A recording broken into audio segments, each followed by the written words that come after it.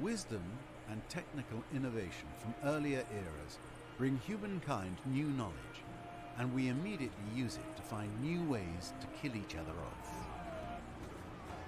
Greater empires build more powerful armies, but brute strength may be defeated by superior innovations. It is brains versus brawn, with ever richer cities as tempting spoils for the victor. A new future awaits. Let us see if this culture will bring your dreams or your nightmares to fruition.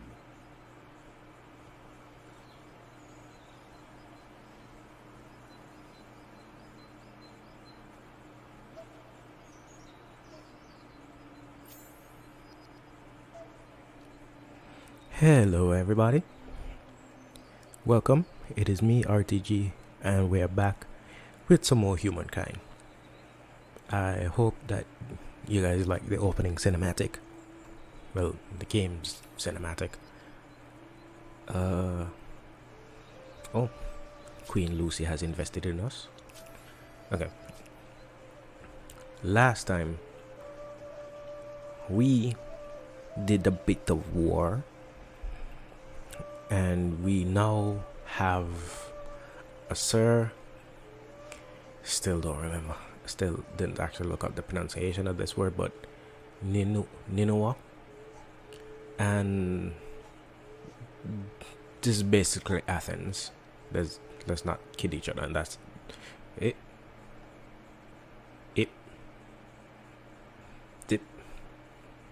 This is Sparta. We didn't have this last turn. I should know because I've been fooling around with the in-game stuff for the last like 5 minutes.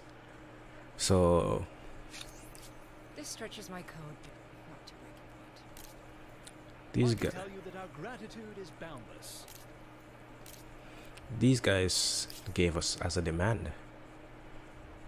So what I should do is quickly get these guys over in the surrounding territories and limit where the Greeks can settle.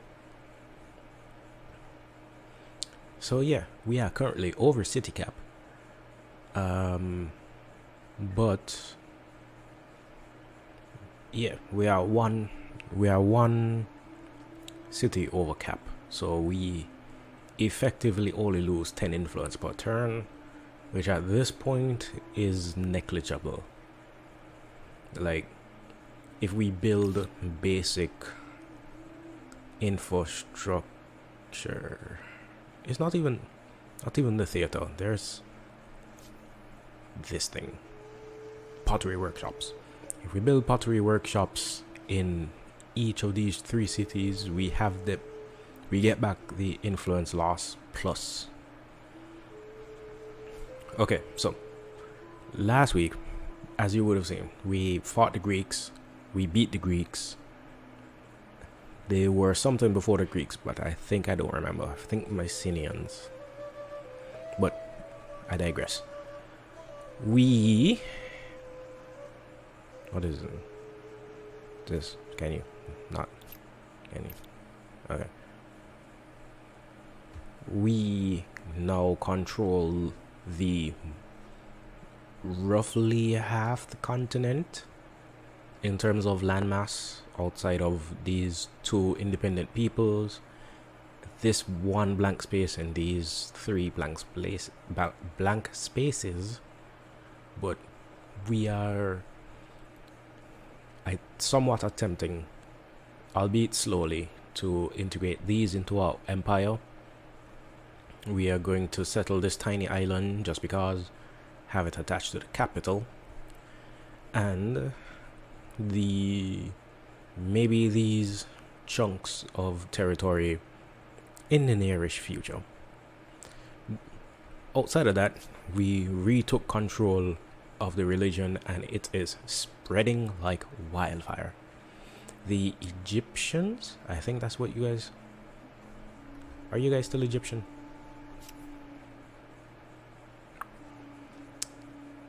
Umayyads. Okay, yeah, they're the Umayyads now.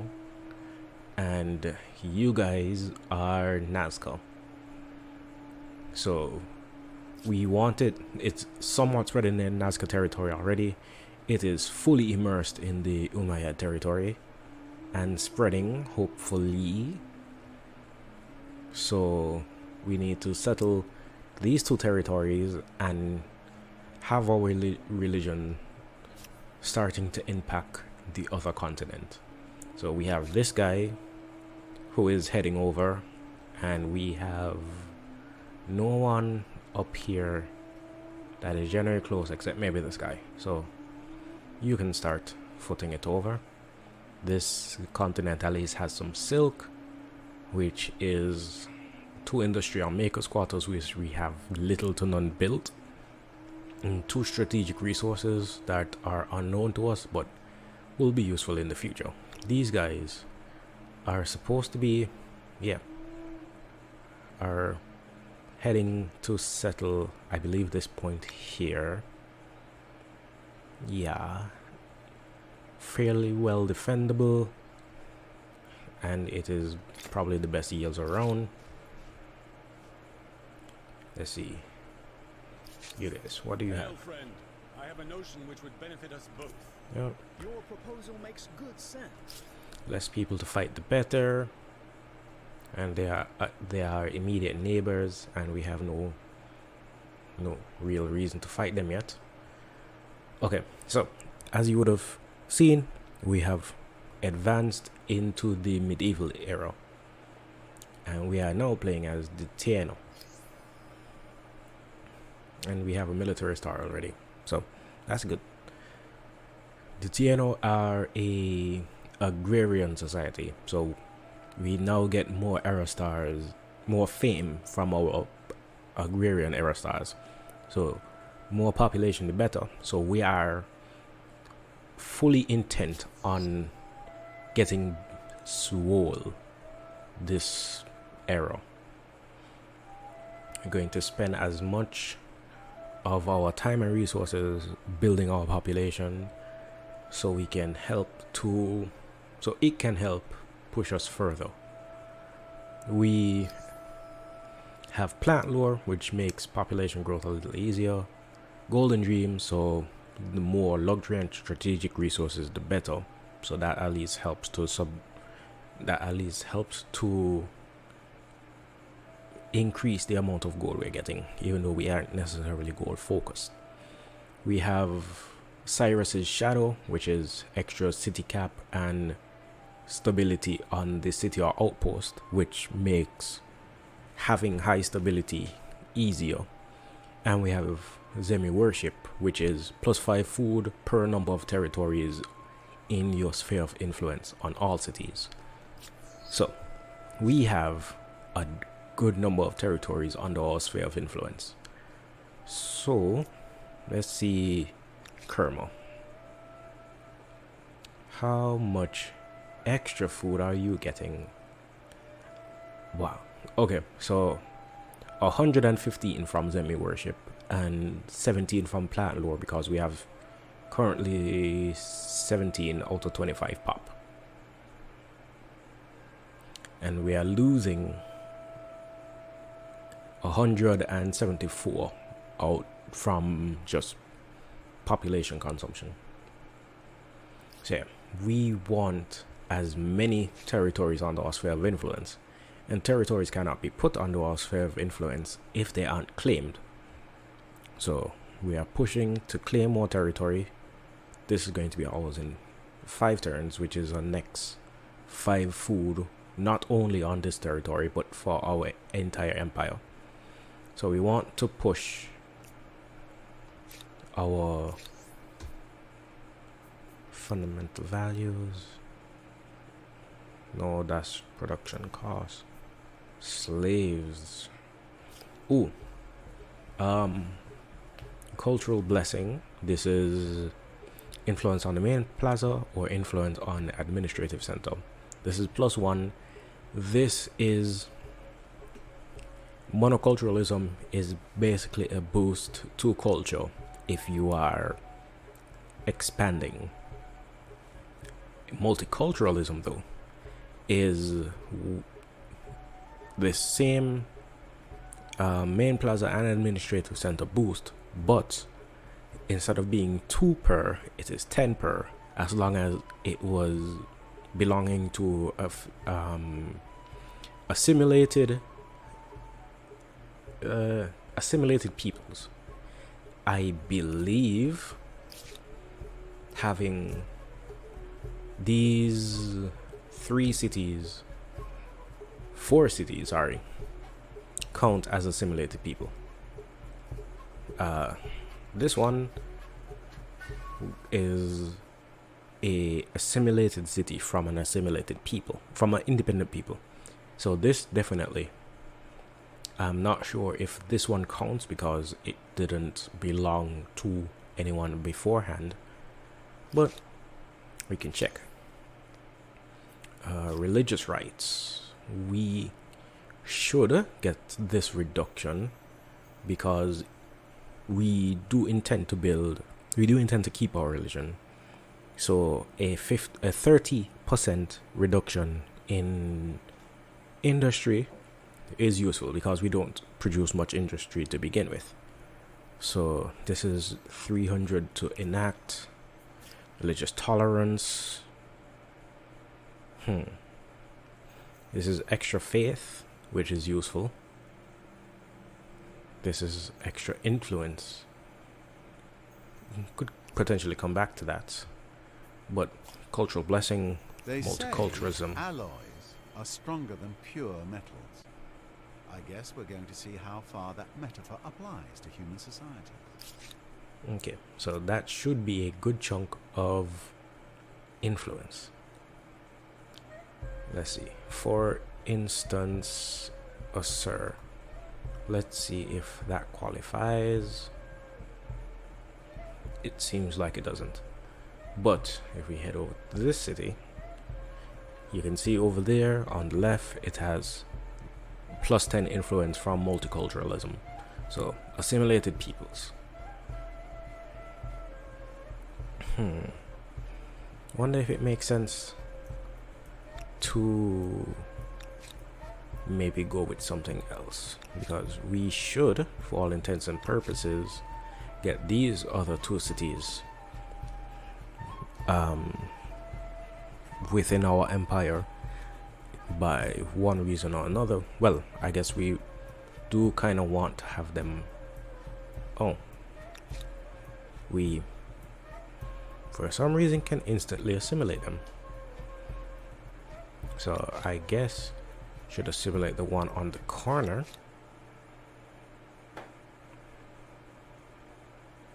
This is weird. I don't know why this is. Don't look a gift horse in the mouth. Don't look a gift horse in the mouth. I don't know what horses have to do with mice. Boom.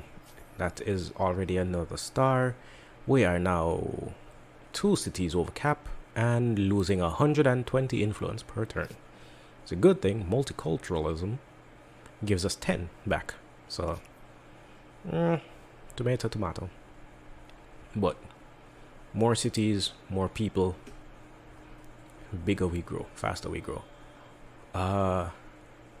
Let's see, the agrarian affinity. Our affinity bonus is we gain 5 stability when gaining population. I don't think that goes to our, I think, like overall city limit, but it helps to boost the growth, I think, per turn when a city is gaining population. And the affinity action greener pastures attracts a single population from every adjacent foreign territory to the selected city. Will trigger a grievance with the victim empire, and once triggered, this action is available again after refilling the agrarian affinity meter. I don't remember if that was changed since the game released, or I don't know if it takes a certain number of turns. What we should have done, though, is not assimilate these people, could have used it over here in Athens and stolen 2 population. But it says from each adjacent territory, which Kerma is adjacent to 2 territories. So let's check it out. Another reason we shouldn't have. Oh, it shows us how many we take. 2 from Akkad. Okay. And 1 from Napata. What?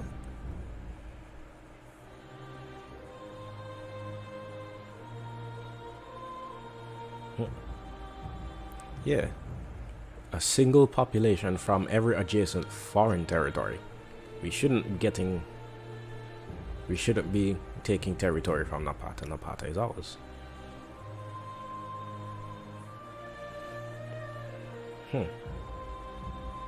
That is weird. But we'll figure it out when the time comes. For now, I think we're just in a grace period. You guys, this is a pentacounter with 2 movement. Okay, 4 movement. So you, I can send to explore the seas. Okay. Since we're still early in the game, naval units can't spend more than, I believe, a turn over deep ocean, or they will instantly be destroyed.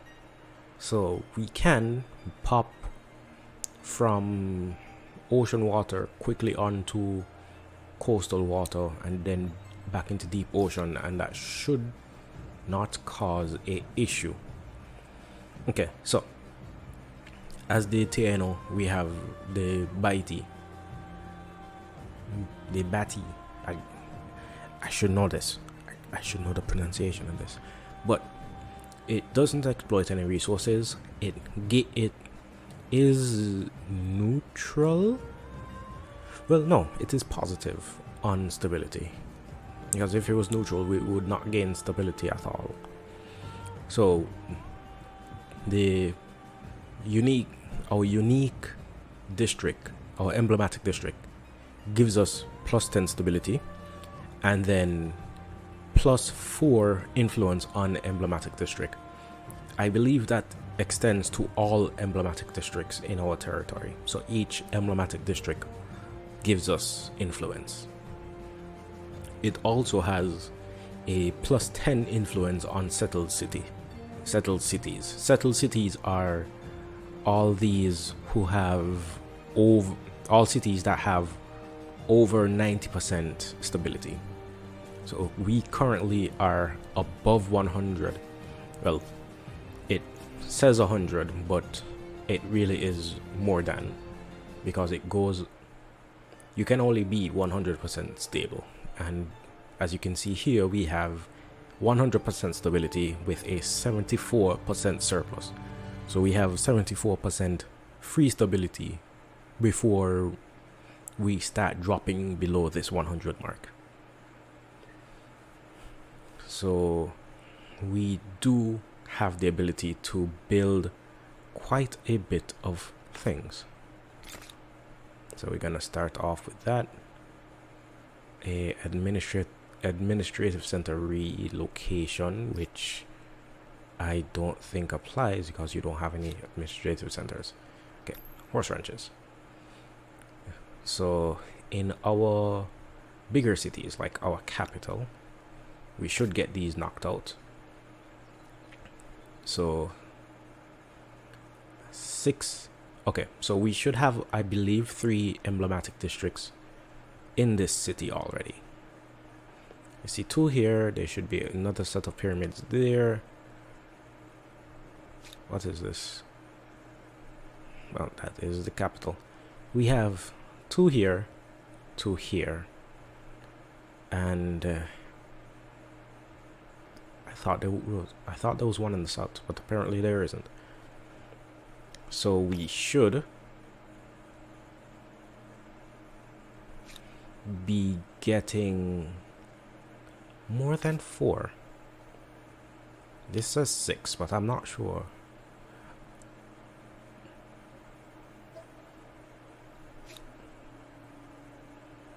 Yeah, I'm not sure because I am getting 4 from the district itself and another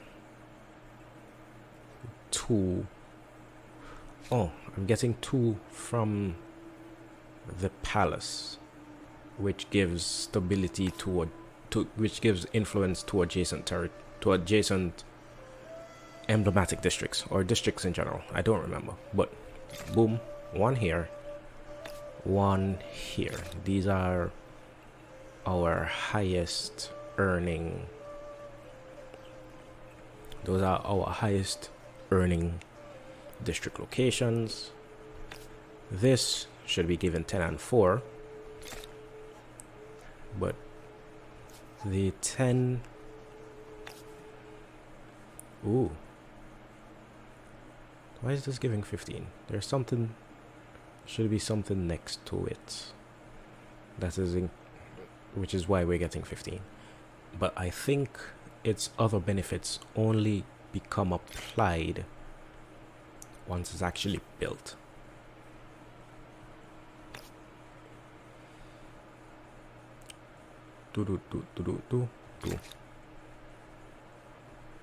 Should push these forward so they earn their keep a little quicker. You have a decent amount of territories. I don't think they have any adjacency bonuses, so there's nothing in particular I need to push toward.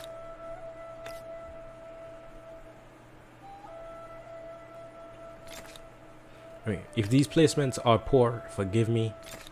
I am just honestly quickly trying to drop them down so I don't forget in the future. Gonna lose. I think I'd rather lose food than production because these territories aren't necessarily all that productive to begin with. Can hold off a few turns. You guys, this world wonder, if I remember correctly, plus 10 stability, food, money, industry, and science. Okay, so no bonus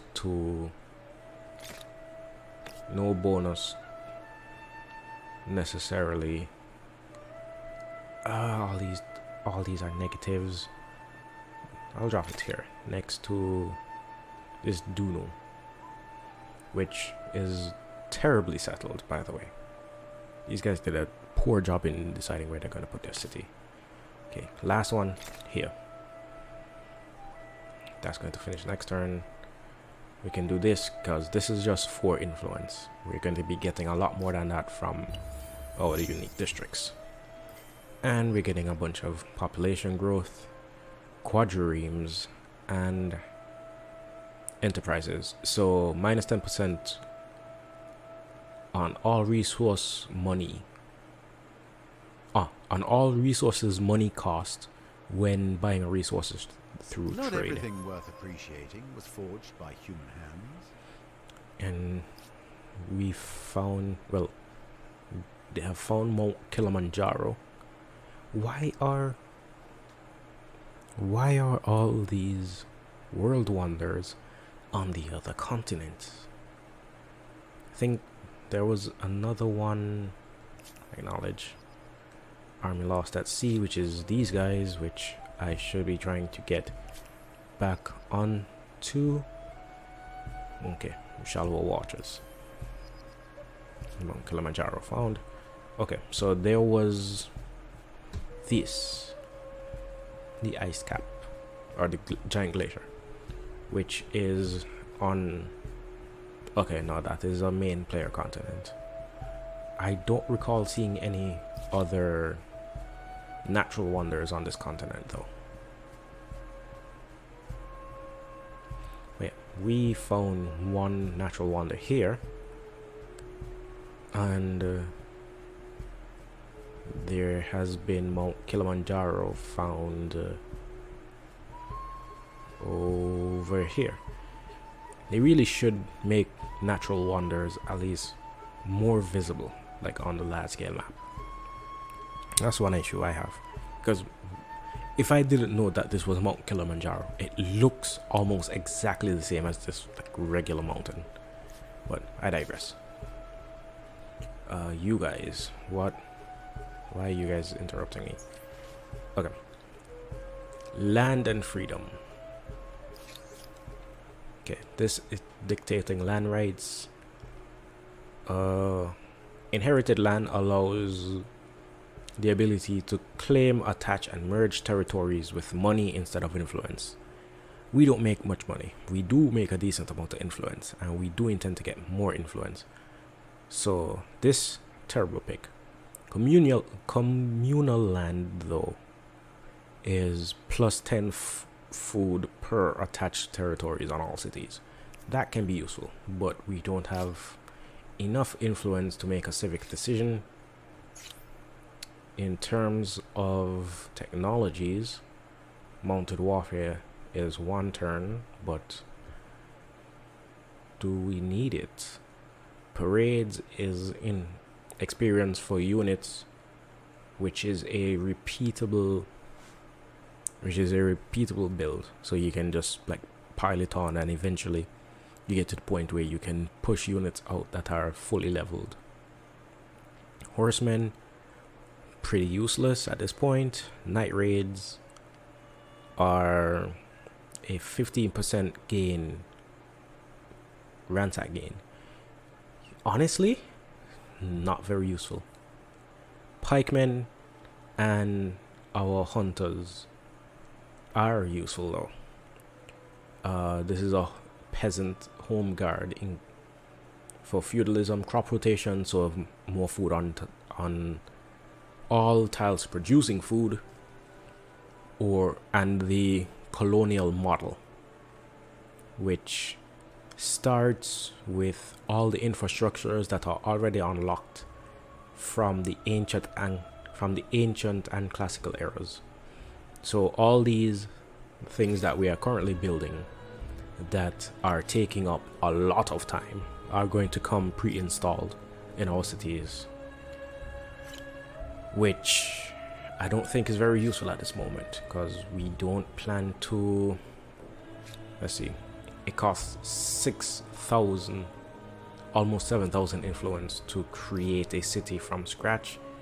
So I honestly believe that our best pick is not one of the two we just read. That's a cool image for the Great Swordsman. How interesting. What is the most advanced here? Okay, so once you start getting into the industrial level, things stop looking as, I guess, tribal. So yeah, what I wanted to pick though is theology. Theology gives us a increase to our city cap. We do want to pick up war summons and feudalism pretty quickly, and war summons pushes us to heavy infantry, which allows us to increase the size of our armies. Not the most needed thing at the moment, but it is useful. These guys can these are basic archers, which are able to upgrade to our Thai City archers, which oddly enough are our strongest. Like, these guys have 18, Thai City archers 19, which are technically our strongest ranged unit at the moment. You guys. Yes, greetings. I hope you don't mind if I stay away. We don't have a non-aggression pack, so we could do a little bullying.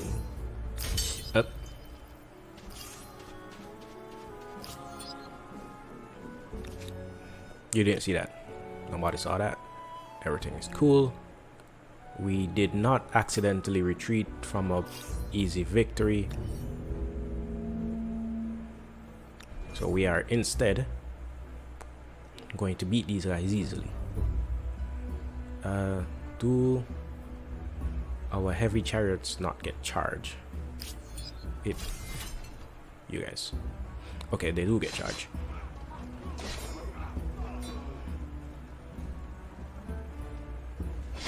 Warriors. Let's see what these guys are going to do. Okay. Going to go on the flag. And we are going to use this horse. Go uphill. So, charge and an uphill bonus. Easy wins. Ooh. The priest queen of the Greeks has fallen. So that was the Greeks' absolute last unit. Okay, now I almost feel kind of bad. But that was short-lived. Okay, units. You guys... I want you guys to go over here. But I feel like if you go over the water, you are not going to make it. Let's see. This though, this seems like more than 4 tiles. More than 4 tiles worth of space. So I'm also not going to risk that. What though is seafaring mastery? This boarding vessel target units also take damage when they move, when they next move. I'm not sure what that's supposed to mean. Skill navigator receives less damage from consecutive turns spent in deep water. So with seafaring mastery, I believe that what is I'm trying to read for naval transport. Okay, 3-masted ship with naval transport replaces land units. The land units and across water. There is a technology that is, I believe, in the early modern that replaces the ships that we have and allows us. Okay, you know what? That's a safe route. You guys, I don't think you are able to beat 4 of these guys no matter. I could upgrade you to a quadrireme, which is 24 to 28. And how strong are these guys? 32. It would still be a tough fight, one which I am not convinced we could win either way. So I think I'm gonna skirt around and avoid those guys. Okay, a new wonder can be claimed. We are the first to make it into this era, so we should have free pick of said world wonders.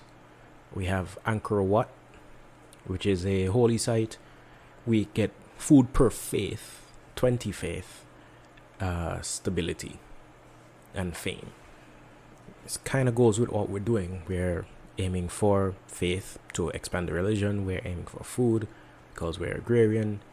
The Forbidden City is 25 war support increase when going to war. So I think this makes battle all the easier. So no matter who it is, once they wage war at you, you get an instant 25 war support. Notre Dame, which is plus 1 faith per research technology, 20 faith and stability. we have a decent amount of researches. We have a decent amount of technologies researched already, and this just helps boost it further. The Great Mosque is another 20 faith stability and 5% additional fame game bonus multiplier on the Empire. So we just get an overall 5% more faith. 5% more fame, sorry. So instead of getting 100 fame, we just get 105. Not that useful unless you have other multipliers that increase your fame, which we currently don't.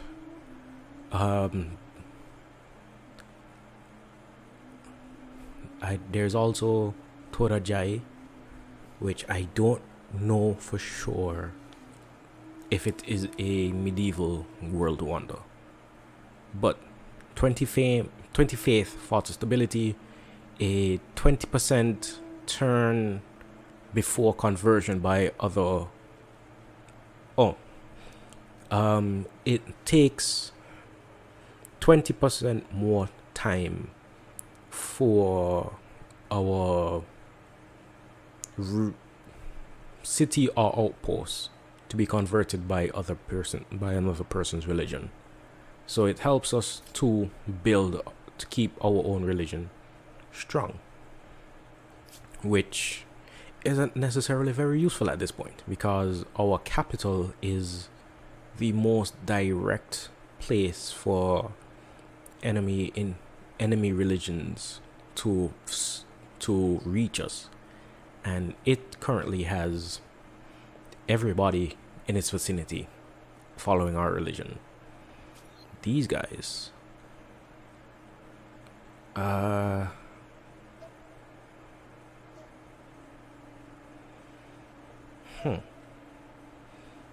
these guys do have some impact. Our religion is impacting them. I'm trying to figure out how. Don't think I've ever read this menu. Okay. So, because of the holy sites that are able to influence it, 4 out of the 5 holy sites that are influencing this territory are ours. Out of the 102 followers impacting this territory, 71 are ours. So these guys, given enough time, faith impact of Judaism in this territory comes from 22 faith impact from other territories. Okay, so it is getting religious impact from a bunch of how are you guys getting religious impact from all the way over here? I do not know. But you're getting a lot of impact from our religion just by having so many other religions in their vicinity. Okay, so I think that is it for today. I know we didn't cover much, but we're on the tail of a war. We're on the tail end of war, sorry. We have advanced into a new era. We are laying currently the framework in our quest for world domination. So tune in on Wednesday, where we should have a stronger grip on our city, our empire. We, by the look of it, will be able to make a change to our religious tenets. And I don't know, we actually work on settling. That reminded me about this guy.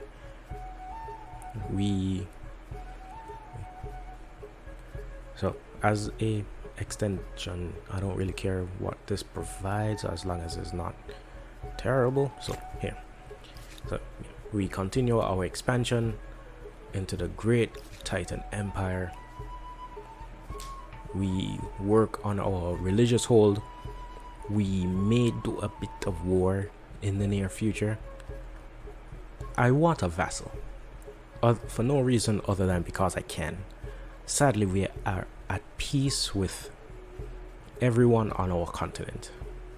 So these guys are our next. Let us see what is possible. These guys are our next targets. So let me know what you guys think about that. Do we do an intercontinental war? Get a foothold on a new continent and also make pushes to begin settling this third continent in the middle? I see that these guys, the Carthaginians, have already found their foothold, and I'm a bit jealous. So I think we're gonna work on those, but this water is too deep for us to get past currently. But hey, I hope you guys enjoyed the episode. I'll see you on Wednesday. Peace, love, and tranquility to all of you.